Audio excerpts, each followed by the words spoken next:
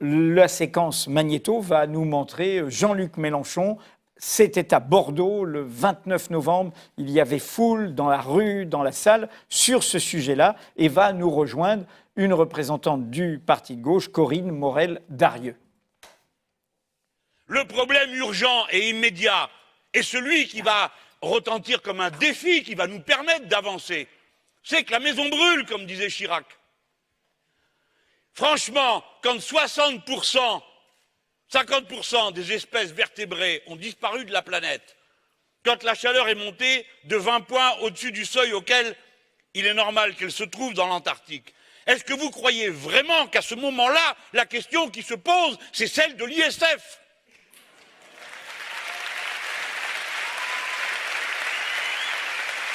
Ne croyez pas que je caricature. Donc nous sommes toujours partis de la demande. La politique du camp progressiste, ça a toujours été de partir de la demande. C'est-à-dire, qu'est-ce qui est nécessaire? Que faut-il faire?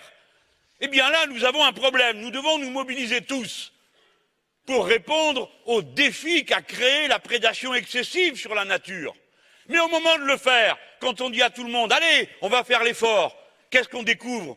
Que la société est pourrie d'inégalités, qu'il y a des masses de pauvres, des milliers de gens qui sont hors circuit, qui n'ont qu'une chose à faire chaque jour, c'est se demander comment ils vont tenir jusqu'au lendemain et le jour d'après pour eux et leurs enfants. L'inégalité ronge l'unité de l'espèce humaine et sa capacité à être ensemble pour faire face à cet énorme défi qui avance. Les deux choses se tiennent. Le programme politique que nous présentons répond aux deux questions. Pour faire face au défi du changement climatique, il faut changer complètement le mode de production, le process de production et notre manière de consommer, ainsi que la répartition des richesses. C'était donc Jean-Luc Mélenchon à Bordeaux, fin novembre. Jean-Luc Mélenchon, le candidat de la France insoumise, ce logo, le FI, la lettre grecque, FI, France Insoumise. Et on parlait programme tout à l'heure avec notre invité Yannick Jadot. Le vôtre est en cours d'élaboration. Le leur et le sien vient de sortir avec 3 urgences. L'urgence démocratique, l'urgence sociale et l'urgence écologique. C'est tout ce passage-là avant les questions internationales. Pardon à Corinne Morel-Darleux et pas Darieux. Je suis désolé d'avoir fait cette erreur. Vous êtes donc, depuis sa création au Parti de gauche, symboliquement, le Parti de gauche se crée en 2009, au moment où vous devenez... Un tout petit peu avant. Oui, légèrement, mais pratiquement la même année, c'est ce que je voulais dire, au moment où vous rentrez vraiment en politique en étant élu au Parlement européen. Vous étiez dans ce mouvement Utopia qui avait un pied au Parti socialiste et dans d'autres courants de la gauche, l'utopie. Et là, au Parti de gauche, depuis le début, vous êtes coordinatrice des assises pour l'écosocialisme et conseillère régionale Auvergne-Rhône-Alpes. À toi, Léna. Juste avant de vous entendre, Corinne Morel-Darleux, j'ai une question pour vous, Yannick Jadot. On a écouté en meeting donc Jean-Luc Mélenchon faire le lien entre sa lutte contre le dérèglement climatique, son projet pour l'écologie et la lutte contre les inégalités. En quoi êtes-vous en désaccord sur ce qu'on vient d'entendre ?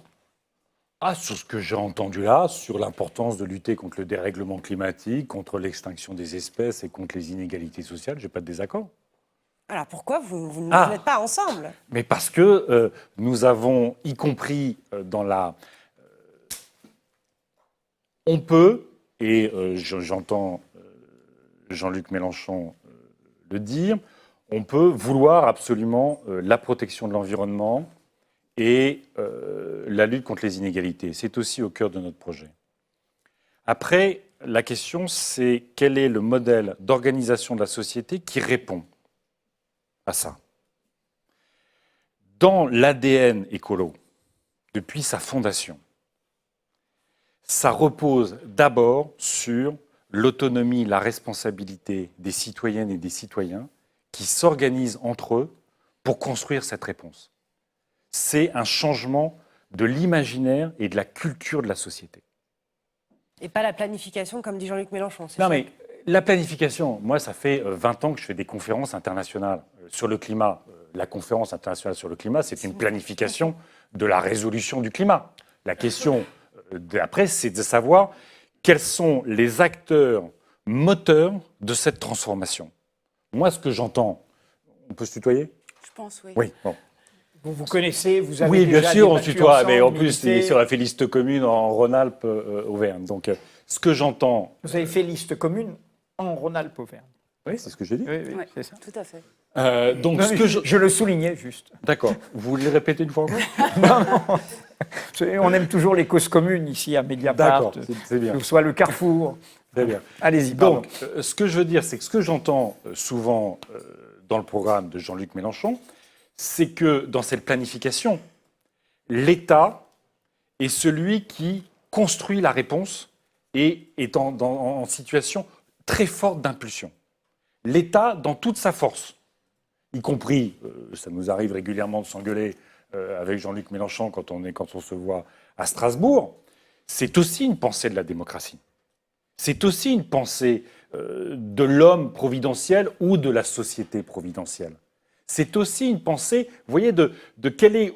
Moi, je me bats pour que l'État ait de bonnes politiques, mais je crois profondément que le changement de la société qui est nécessaire, tant les transformations sont importantes, soit la production, la consommation, l'organisation démocratique, l'organisation sociale, la lutte contre les inégalités, c'est tellement important que l'État ne peut pas se mettre en surplomb de la société, que l'État ne peut pas forcer la société. Et ce que j'entends, ce que je pressens, peut-être je me trompe, trop souvent de la part de Jean-Luc, y compris Jean-Luc Mélenchon dans son expression, c'est l'idée qu'à un moment donné, quand on est chef de l'État, tout en haut, et bien quelque part, si on est sur la bonne cause, on peut forcer un peu la société. Et moi, je ne crois pas qu'on puisse forcer la société. Ce n'est pas l'ADN écolo. Vous voulez forcer la société, Corinne Morel-Darleux ? Non, pas du tout. Sur la planification écologique, je crois qu'il y a eu beaucoup de malentendus et peut-être un petit peu d'ignorance aussi, puisque sur la planification écologique, c'est vrai que c'est un mot qu'on a utilisé un peu comme un mot obus pour provoquer le débat, mais on a fait un petit peu plus que ça, puisqu'on a même déposé une proposition de loi sur la planification écologique, dans laquelle était détaillée justement l'articulation entre le niveau national, le niveau de l'État, et le niveau local. Et dans cette proposition de loi, il est très clairement établi que le cadre national, c'est ce qui permet au contraire de fournir un cadre démocratique, parce que c'est aussi le cadre dans lequel s'exerce ne serait-ce que l'égalité républicaine, le fait de garantir à tous les citoyens qu'ils habitent au nord, au sud, dans un coin où il y a du vent, du soleil ou pas, ils auront le même accès à l'énergie, par exemple, puisque tu parlais tout à l'heure de services publics de l'énergie. Donc il y a un cadre, on a besoin de ce cadre, surtout en matière de planification, pour penser le long terme, qui est le temps de l'écologie, pour penser la maîtrise publique. Et puis il y a l'aspect local, la déclinaison de tout ça. D'ailleurs, dans le programme de la France Insoumise, on propose qu'il y ait des délégués départementaux sur le principe de l'éducation nationale, par exemple, qui soient en charge justement de ces aspects de planification écologique et environnementaux. Et l'idée est que tout ce qui peut se faire, c'est le principe de subsidiarité, tout ce qui peut se décider et se faire au niveau local se fait au niveau local, mais dans un cadre qui garantit tout simplement la liberté et l'égalité de tous sur le territoire. On n'a pas tous complètement la même vision de la question de la décentralisation, par exemple. C'est quand même une question sur laquelle on a aussi des nuances, sur le poids des compétences, sur l'autonomie dans les écoles, sur la question de la souveraineté européenne, justement, à se charger de la question écologique.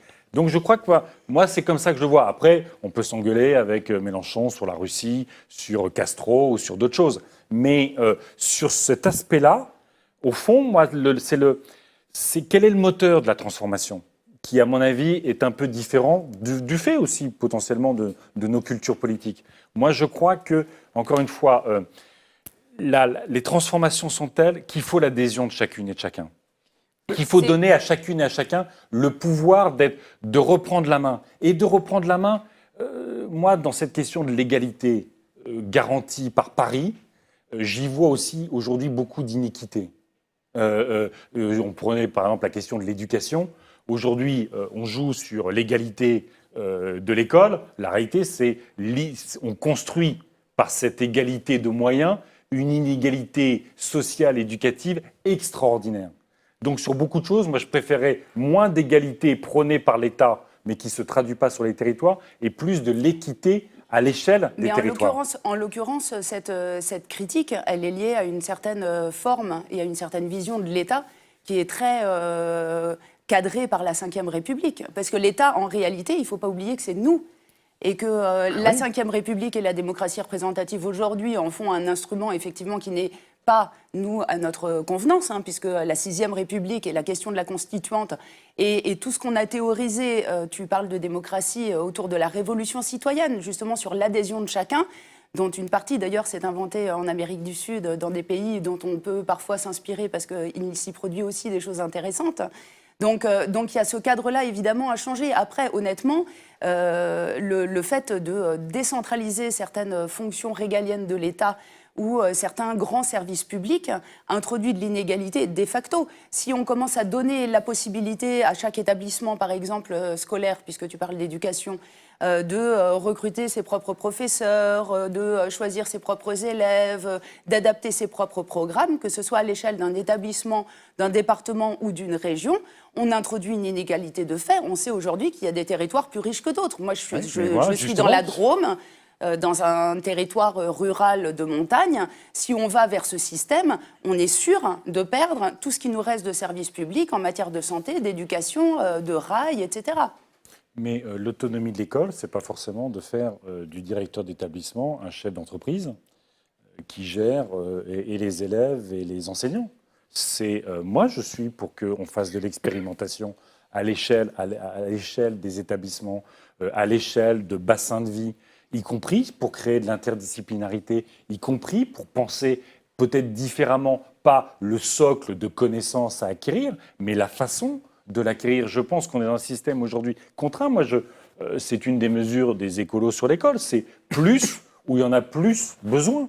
Et qu'aujourd'hui, en fait, derrière, et pour avoir eu le débat bien souvent, derrière cette question d'un service public de l'éducation unique, se construit une inégalité extraordinaire. Et moi, j'ai envie qu'il y ait plus de moyens sur des établissements qui sont plus en difficulté et que les équipes pédagogiques, pas chefs d'entreprise, les équipes pédagogiques aient une autonomie sur les programmes, sur ce qu'il faut apprendre, sur les programmes. Mais bien sûr, moi j'ai rencontré des écoles qui faisaient des gros programmes au moment de la COP21, en équipe interdisciplinaire, ils simulaient la COP21, ils simulaient une négociation climatique. Il y avait le prof d'histoire géo, français, sciences de la vie. Mais pourquoi est-ce que ça ne devrait pas se faire dans l'ensemble des écoles françaises? Mais parce que pourquoi certains endroits et pas à d'autres si on considère que c'est important? Un autre collège lié à d'autres préoccupations qui peuvent être locales, qui peuvent être internationales,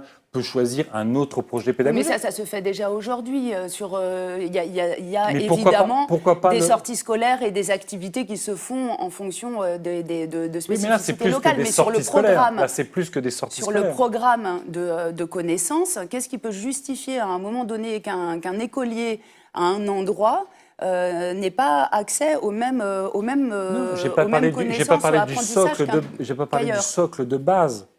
Mais j'ai parlé de donner plus de capacité d'animation éducative, d'animation pédagogique, d'échange entre eux, qu'aujourd'hui, un système qui est géré par Paris et qui impose un peu à tous les établissements de faire à peu près la même chose, sans autonomie et sans capacité à, au fond, trouver les moyens d'intéresser davantage les élèves à ce qu'on leur apprend. Et par ailleurs, sur ce que tu dis juste par rapport à la question de la répartition des moyens, c'est tout le principe de la péréquation, justement, qui est aujourd'hui garanti par l'État. On peut dire Paris, mais imaginons un État délocalisé à Lyon ou à Marseille. Moi, ça ne me pose aucun souci. Mais si on veut avoir une vision à un moment donné de là où il faut renforcer les moyens, c'est-à-dire exactement l'inverse de ce qu'est en train de faire le gouvernement, notamment sur les zones d'éducation prioritaire, les collèges et les lycées, il faut bien avoir à un moment donné une vision d'ensemble et avoir une possibilité de répartir justement en fonction des besoins. Mais après, par exemple, imaginons, on ne va pas faire tout le débat sur l'éducation, mais imaginons par exemple la question des rythmes scolaires. Mais ça marche pour l'énergie, ça marche pour plein d'autres choses. C'est vrai. C'est pour ça que je suis à fond pour la décentralisation.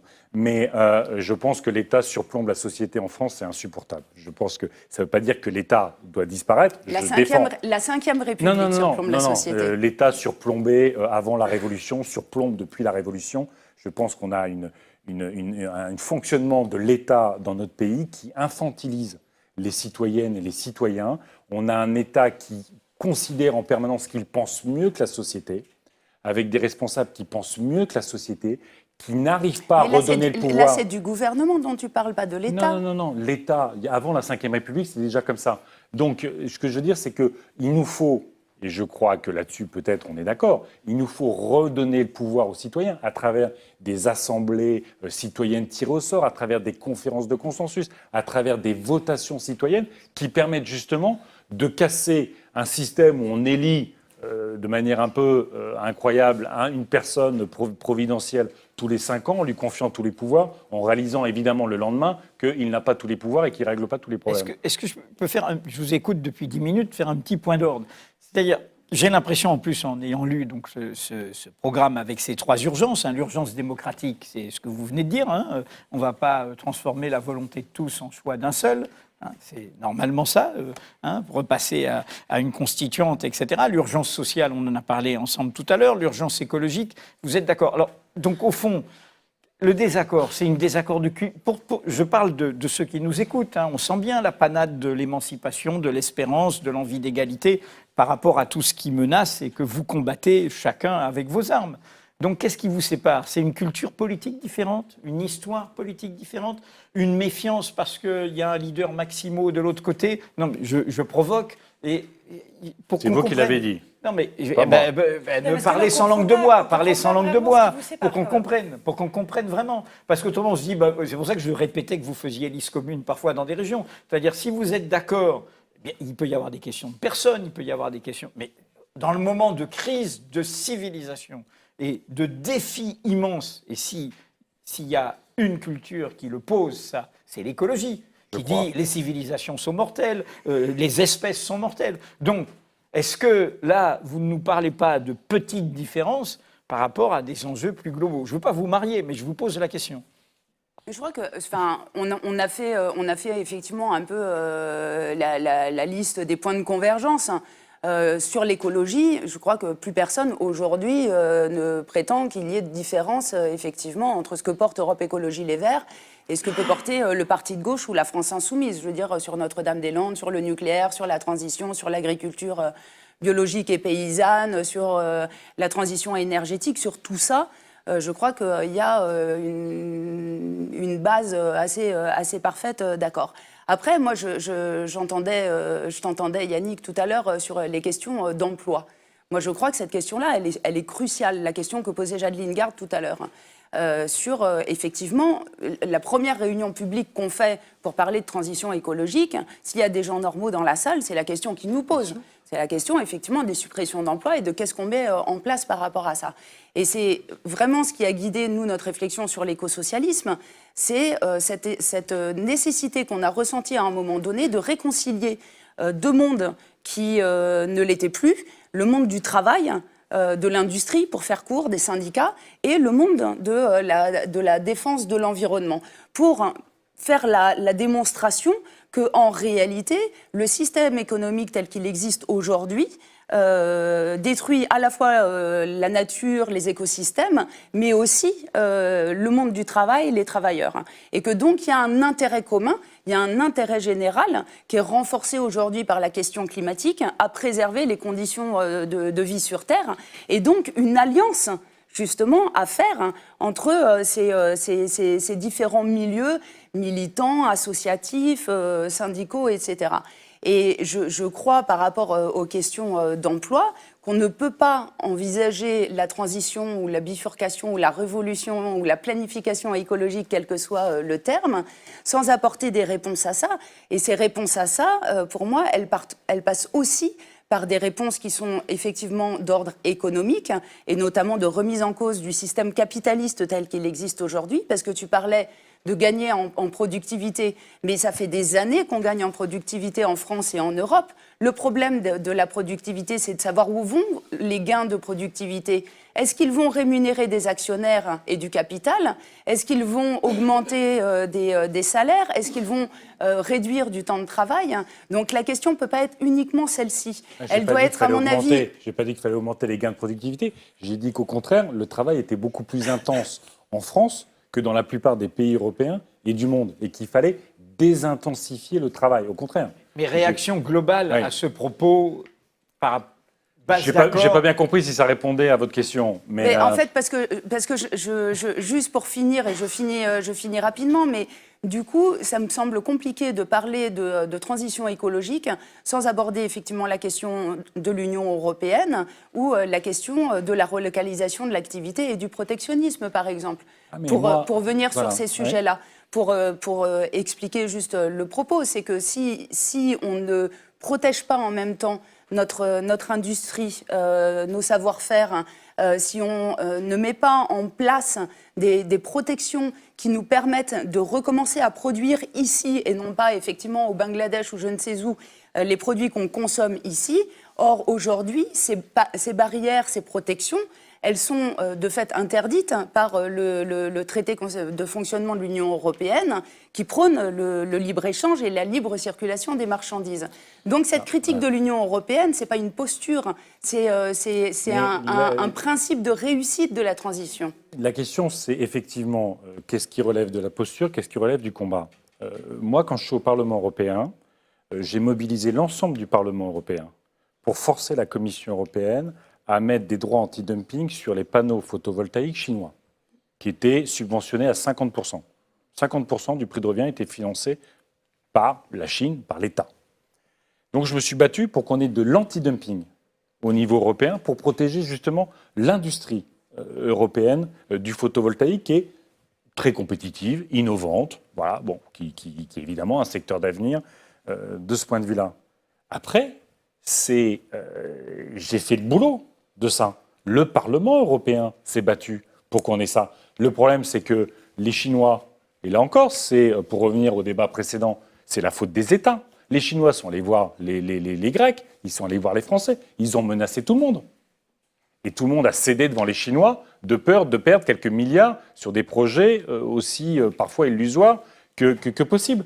Ce que je propose dans notre programme, c'est d'interdire les produits issus de pays qui ne respectent pas la liberté syndicale. C'est évidemment de taxer les pays qui s'exonèrent, enfin les produits des pays qui s'exonèrent de la lutte contre le dérèglement climatique. Je me suis battu. Non, mais je n'ai pas ces combats-là. Non, parce que la question de la posture est importante quand on est au Parlement européen. C'est de savoir qui fait le boulot, qui ne fait pas le boulot sur ces dossiers-là. Pour me battre, je me suis battu, je me bats tout le temps pour que dans les marchés publics, il y ait une préférence pour les PME, qu'il y ait une préférence pour les entreprises locales, pour construire. Simplement, il faut construire le rapport de force pour gagner. On ne gagne pas au niveau français, on ne gagne pas au niveau européen. Mais c'est simplement parce qu'aujourd'hui, on n'a pas gagné politiquement dans ces élections. Ma question par rapport à ça, il n'y a aucune remise en cause sur ces combats-là.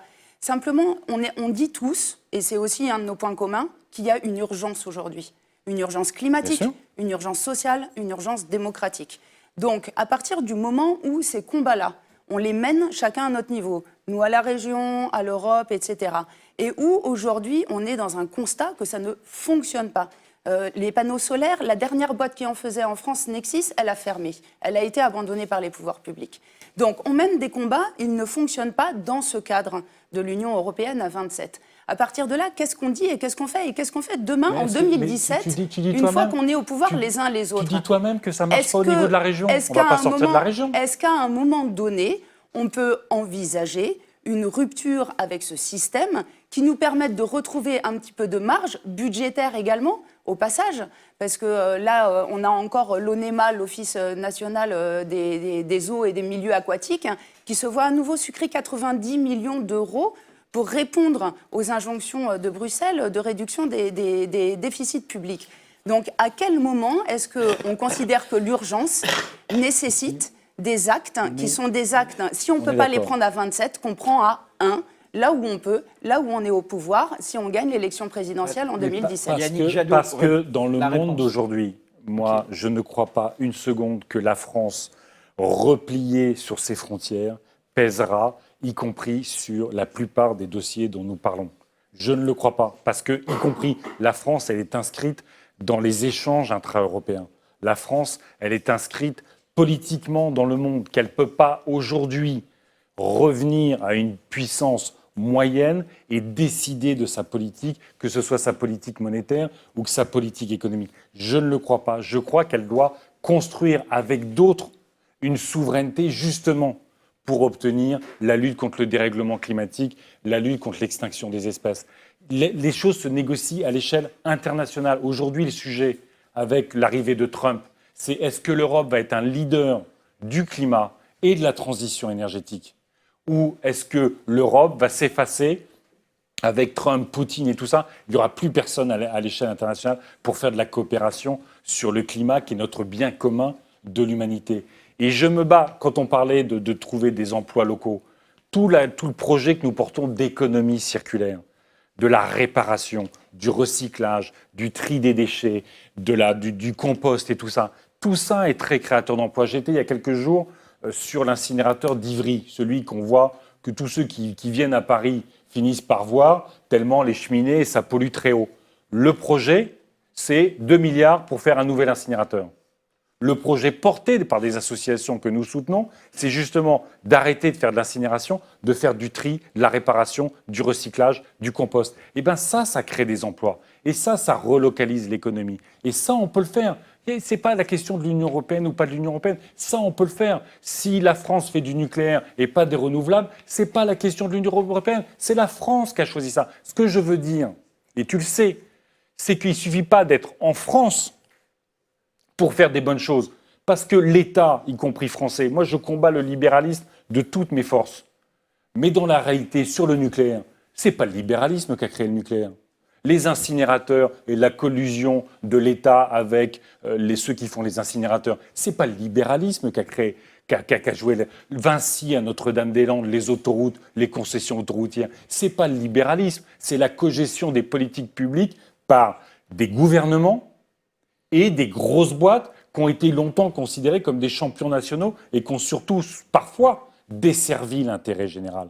Donc il ne suffit pas de revenir dans les frontières pour résoudre les problèmes. La question, c'est il y a des problèmes qu'on peut résoudre à l'échelle et qu'il faut résoudre à l'échelle de la nation. Il y a des problèmes qu'il faut résoudre à l'échelle de chacun, à l'échelle de la région. Et il y a des problèmes dont on a besoin d'obtenir la résolution à l'échelle de l'Union européenne.